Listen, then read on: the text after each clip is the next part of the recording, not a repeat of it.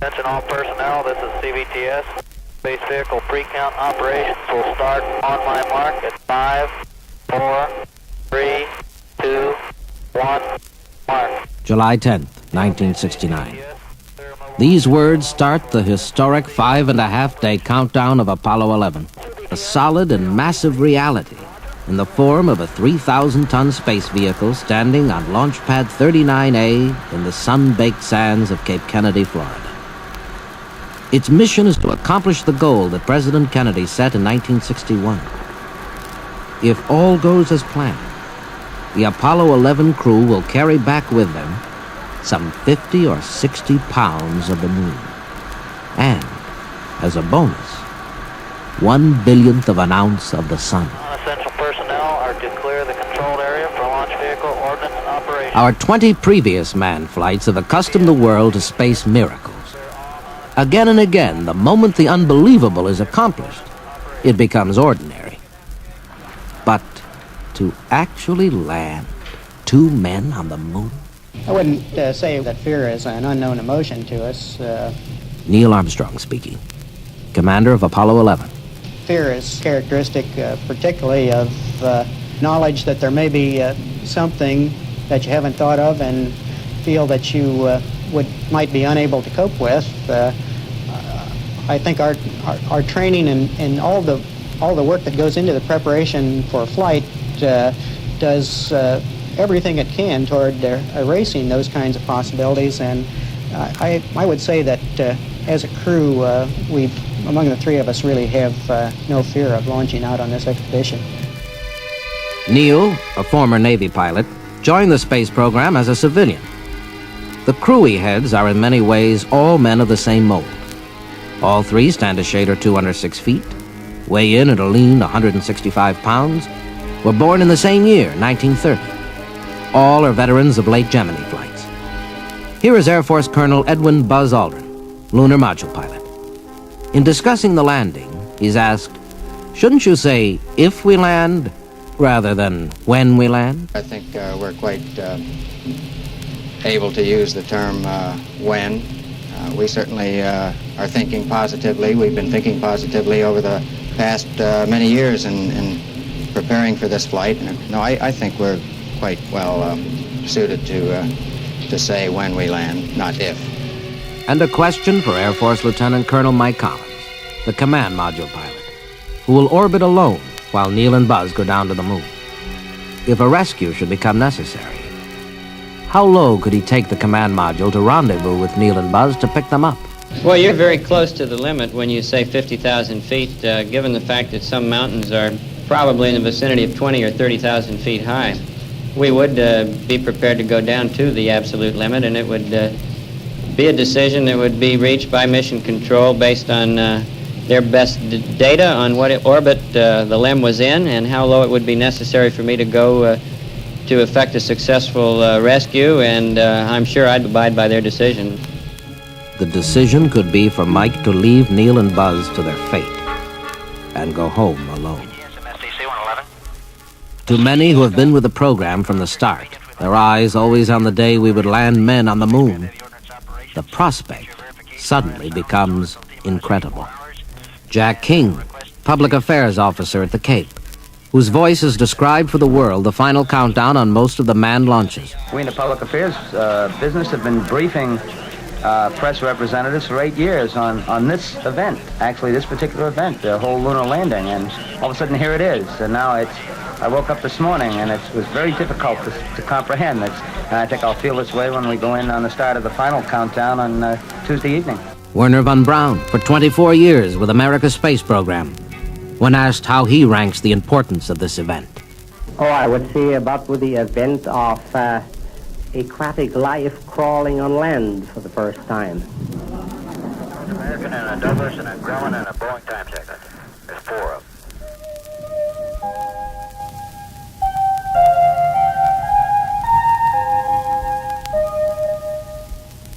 Suddenly, on July 13th, just 3 days before launch date, Russia takes a new spurt in the race by sending an unmanned craft, Luna 15, to the moon.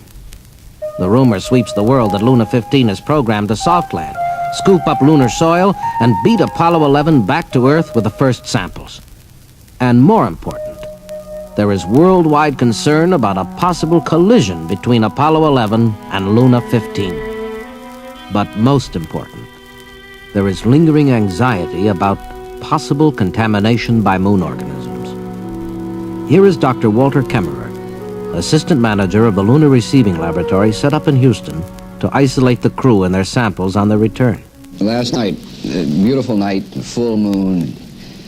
I wondered how many innumerable generations of man have sat in their backyards, or as I did, or in front of their caves, or what have you, and speculated on the probabilities of life existing elsewhere beyond our planet. Now, certainly we all recognize the extremely low probability of life existing on the moon. It's a hostile environment, to be sure. And indeed, the program that we have mounted is what one might call an insurance program, if you will. It's really ensuring that although this is a very low probability event, that we are protecting that which is at risk, that totality of life here on Earth. The moonwalkers, before starting home, will leave their outer shoe coverings and backpacks behind. Moon samples will have been sealed in plastic bags. At splashdown in the Pacific, the astronauts will immediately don sack-like garments over their spacesuits, and a helicopter will deliver them into a biologically sealed van aboard the recovery carrier Hornet. When she makes port, a jet cargo plane will take the van aboard and fly it to Houston. At the Lunar Receiving Lab, both crew and their samples will receive intensive study and remain in quarantine until the doctors give their clearance. I like to emphasize that the solar wind composition experiment is a cooperative effort between the National Aeronautics and Space Administration and two Swiss universities. Dr. Johannes Geiss of the University of Bern in Switzerland. He is describing one of the 6 scientific experiments that will be performed by the moonwalkers for the benefit of 127 universities and research institutions. Gentlemen, the abort system at the Cape is being powered up by Mila, the pad abort system. Also, the crew has just gotten a go to leave the van, I think, head up towards the pad, head up towards the White Room. Wednesday, July 16th dawns brutally hot and humid at Cape Kennedy. Former President Lyndon Johnson and a host of other celebrities are among the launch watchers sweating heavily as they stare toward pad 39A. CDR STC, how do you read? STC, loud and clear. Good morning, Neil. Good morning. Welcome aboard. Good morning. We copy. Neil, let me know when you can verify some switches for me. The flight controllers, most of them veterans of a dozen launches, reveal their excitement as the countdown nears its climax. All stations, stand by for NACE, ECS, EPS, sequencer, Canary network, SCS, SPS, RCS, REC, CSE. Stand by, STC. We don't have VHF or S-band uplink voice. We're checking it. All right, MMED, no. LFC, LFCs go. BSE, Go. CDR, CMP, LMP, GMIL. 8 years ago, All right, TB. some of these men launched Al Shepard on his 15-minute Mercury flight. Now, they are launching 3 men to the moon. Paul Holland, this is the Launch Operations Manager. The launch team wishes you good luck and Godspeed. Thank you very much. No, it'll be a good one. And CDR, STC, how do you read me? STC, loud and clear. Okay, Neil, have a good one.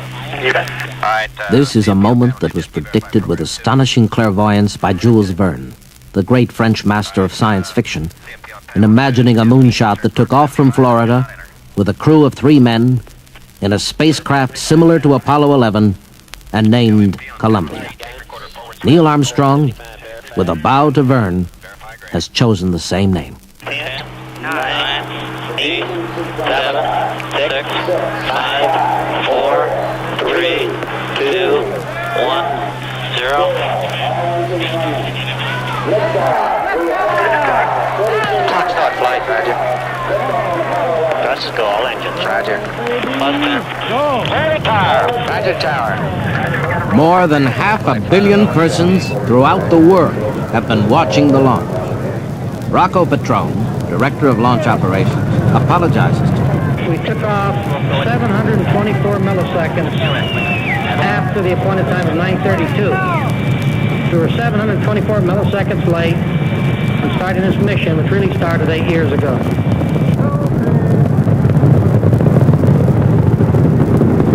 Earth orbit, translunar injection, transposition and docking with the LEM, all nominal, meaning according to plan.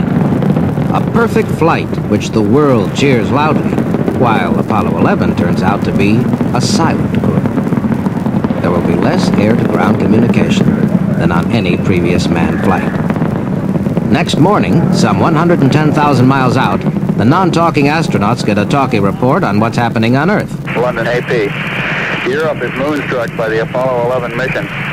Newspapers throughout the continent fill their pages with pictures of the Saturn V rocket blasting off. Quote, the greatest adventure in the history of humanity has started, declared the French newspaper Le Figaro.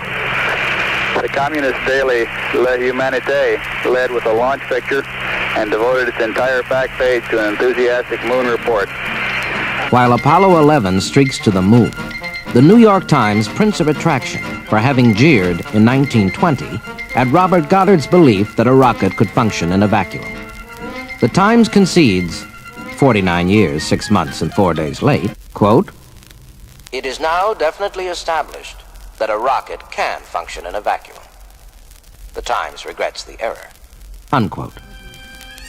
In Washington, it is disclosed that Apollo 11 is carrying mementos of 3 dead American astronauts and 2 dead Russian cosmonauts to leave on the moon. This tribute to the cosmonauts is followed suddenly by a remarkable instance of cooperation between Russia and America in all the years of the space race. On Friday, July 18th, Frank Borman discloses that he has talked on the phone with the president of the Soviet Academy of Sciences to find out if Luna 15 is on a possible collision course with Apollo 11. They said that it would remain in orbit, in its present orbit, for 2 days, and that they would notify us immediately of any future changes in the trajectory. They also said that at no time would the Lunar 15 trajectory intersect the published trajectory of Apollo 11. Next morning, Saturday, some 16,000 miles from the moon, Apollo 11 is informed at breakfast. Even Pravda in Russia is headlining the mission and calls Neil the czar of the ship. Minutes later, when Houston asks for Neil, Mike Collins replies, I said the czar is brushing his teeth, so I'm filling in for him. What can we do for you? Late Saturday afternoon, Apollo 11 goes into its first lunar orbit and swoops down to some 70 miles from the moon to look over the planned landing site. Landing Site 2, favored for this mission, was chosen by NASA after studying tens of thousands of moon photos taken over the years by such unmanned spacecraft as hard landing rangers, soft landing surveyors, and moon circling orbiters. The site is a long elliptical area, 10 miles by 2, located in the Sea of Tranquility, running parallel to the moon's equator. The moon, a scientist once said, is a world without weather on which nothing ever happens. The last part of that sentence is about to become untrue. This is Apollo Control at 100 hours, 14 minutes. We're now less than 2 minutes from reacquiring the spacecraft on the 13th revolution. When next we hear from them, the lunar module should be undocked from the command and service module. Less than 2 minutes. Hello, Eagle, Houston. We're standing by. How does it look? Eagle has wings. Undocked now from Columbia, Eagle must get into a low orbit of its own. This is Apollo Control. We've had loss of signal now. The spacecraft Eagle has been given a go for descent orbit insertion. When next we acquire the lunar module, it should be at an altitude of about 18 nautical miles on its way down to the low point of about 50,000 feet from where the powered descent to the lunar surface will begin. Eagle, Houston, we rig you now. You're a go for PDI, over. Roger, understand. Altitude 40,000. And Eagle, Houston, you're still looking good. 7 minutes, 30 seconds into the burn. Altitude 16,300 feet. We're now in the approach phase, everything looking good. Altitude 5,200 feet. And you're a go for landing, over. Roger, understand. Go for landing. 3,000 feet. Copy. Alarm. Eagle looking great, your go. Altitude 1,600. 1,400 feet, still looking very good. 750, coming down to 23. 100 feet, down at 19. 540 feet, down at 30, down at 15.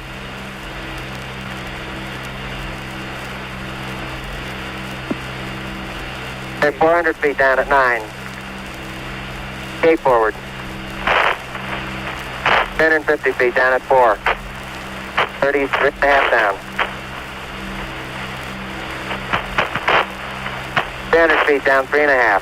47 forward. Put up. On 1.5 down.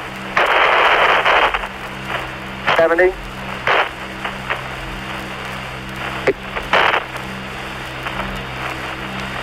At the shadow out there.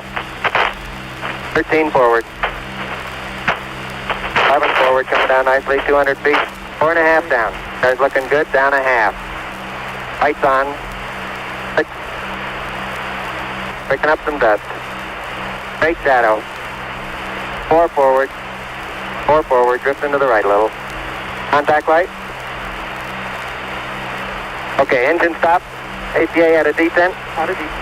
Mode control both auto, descent engine command override off. Engine arm off. 413 is in. We copy you down, Eagle. Houston, Tranquility Base here. The Eagle has landed. That was Neil Armstrong informing the world that now, for the first time, man has landed on the moon. Time of arrival, 3:18 p.m., Central Daylight Earth Time. In Houston, capsule communicator Charlie Duke replies, Roger, Tranquility. We copy you on the ground. You got a bunch of guys about to turn blue. We're breathing again. Thanks a lot. cheers inside the Space Center mingle with the song of an anti-poverty group demonstrating outside near a full-scale model of the LEM.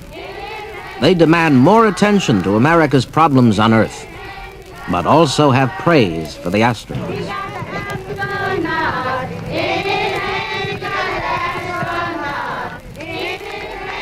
For the next 6.5 hours, Neil and Buzz remain inside the LEM, preparing for their eventual trip outside. In Houston, where at evening the moon appears as a crescent, Dr. Thomas Paine, chief of NASA, declares, We have clearly entered a new era, and I think it means a different thing to each one of us. The voices that we hear coming back from these brave men on the surface of the moon are still hard to believe, and yet it's true. The scheduled touchdown spot proved less safe than believed. As Charlie Duke describes it, there was a football-sized crater that the automatic guidance was taking him into, and in this crater there were some large rocks and boulders of every size and shape. Neil just flew downrange and picked a spot he liked and set it down right there. Finally, at 9:56 p.m. Houston time, though it is daylight on the moon, the world beholds a scene transmitted by a television camera affixed to the base of the LEM. Neil Armstrong descends the 9 rungs of the ladder, pauses, then puts down his left foot, the first man to touch the moon. His first words are, That's one small step for man, one giant leap for mankind. That's one small step for man, one giant leap for mankind. Thus, before an audience of 1/6 of all living mankind, starts the greatest show in the universe. Aldrin helps lower a second TV camera, which Armstrong sets up at a distance to provide a broad, panoramic view of the area. As Neil looks up at his surroundings, he remarks, It has a stark beauty all its own. It's like much of the high desert of the United States. It's different, but it's very pretty out here. Buzz, stepping down on the moon 18 minutes and 29 seconds after Neil, describes the scene as magnificent desolation. Separately and together, they stride about. as if in movie slow motion. The once silent astronauts now chat freely to their half-billion friends on Earth. Their amiable voices contrast with their appearance as two huge, abominable snowmen, who would surely frighten any living thing on the moon. Now, the ceremonial part of the mission. Neil describes for the Earth audience a bronze plaque affixed to the LEM descent stage that will be left on the moon. There's two hemispheres, one showing each of the two hemispheres of Earth. Underneath it says, "Dear men from the planet Earth, first set foot upon the moon, July 1969 AD. We came in peace for all mankind." It has the crew members' signatures and the signature of the President of the United States. Next, the stars and stripes are planted in the moon's hard soil. Network flight. Flight network. I just talked to the President and the White House is go. Well, you can pull yourself away from that. And finally, from President Nixon in the Oval Room of the White House, Houston relays the first telephone call to the moon. Hello, Neil and Buzz. I just can't tell you how proud we all are because of what you have done. The heavens have become a part of man's world. And as you talk to us from the Sea of Tranquility, it inspires us to redouble our efforts to bring peace and tranquility to Earth. For one priceless moment in the whole history of man, all the people on this earth are truly one. One in their pride in what you have done, and one in our prayers that you will return safely to Earth. There's no reference to the administrations of Presidents Eisenhower, Kennedy, or Johnson, during which the entire space program was conceived and carried forward. For the Apollo 11 crew, Neil replies, "Thank you, Mr. President. It's a great honor and privilege for us to be here representing not only the United States, but men of peace of all nations, and with interest and a curiosity and with a vision for the future." Aldrin, examining the lunar module, finds it in good shape, standing firm. Very surprising lack of penetration of all four of the footpads. And he finds the moon soil so hard, in fact, that he's only able to pound in his two core tubes to a depth of 5 inches instead of the prescribed 12. As the moonwalkers push on with the scientific experiments, Houston calls. Buzz, this is Houston. You've got about 10 minutes left now prior to commencing your EVA termination activities. Over. I hope you're watching how hard I have to hit this into the ground. It almost looks wet. Moving about, Neil and Buzz find rocks that look like basalt, born of volcanoes. Rocks resembling biotite, a dark mica. All treasures that could tell much about the moon's origin and age. Buzz, this is Houston. You have approximately 3 minutes until you must commence your EVA termination activities. Over. Roger, understand. Minutes later, the LEM hatch closes behind the two men. Neil has walked the moon for 2 hours, 13 minutes, and 12 seconds. Buzz for 30 minutes and 54 seconds less. Not until tomorrow will the men attempt to lift off from the moon and rejoin Mike Collins in Columbia. Monday, July 21st. An hour and 50 minutes before Eagle's scheduled liftoff, Russia's Luna 15 crash lands on the moon at a point some 500 miles from the Eagle's nest. The Soviets finished second in the race where once they seemed far ahead. Stage reset. Hit band minimum. Add control to mode control. Mode control auto. Now, finally, Eagle is spreading its wings to leave the moon. 9, 8, 7, 6, 5. Port stage, engine arm ascent. Proceed. 26, 36 feet per second up. Very smooth. Very quiet ride. There's that one crater on there. Here in Mission Control, the Flight Operations Director, Chris Kraft, commented that he felt like some 500 million people around the world were helping push Eagle off the moon and back into orbit. 21 hours, 36 minutes, and 20 seconds after landing on the moon, Eagle has lifted off to rejoin Columbia. In another 2 hours, the crew is all back together in Columbia. And Eagle is sent soaring off to fly alone in lunar orbit. Almost 5 hours later, near midnight Central Daylight Time, Columbia shoots out of lunar orbit and starts home. And in Houston, Werner von Braun comments, I think the ability for men to work and act and live in other worlds has virtually ensured mankind immortality. We can from now on move to where we want to go, where either other worlds can support our life or we can modify the environment in such a way that we find other places comfortable and livable also. In the last hours before reaching Earth, Edwin Aldrin quotes a verse from Psalm. When I consider the heavens, the work of thy fingers, the moon and the stars which thou hast ordained, what is man that thou art mindful of him? And from Neil Armstrong. God bless you. Good night from Apollo 11. 8 days, 3 hours, and 18 minutes from liftoff, Apollo 11 has splashed down safely in the Pacific. Man's wild dream has become a hard fact. Controlled by computers, guided by telemetry, but ultimately achieved by man's own hand and mind and heart. What next?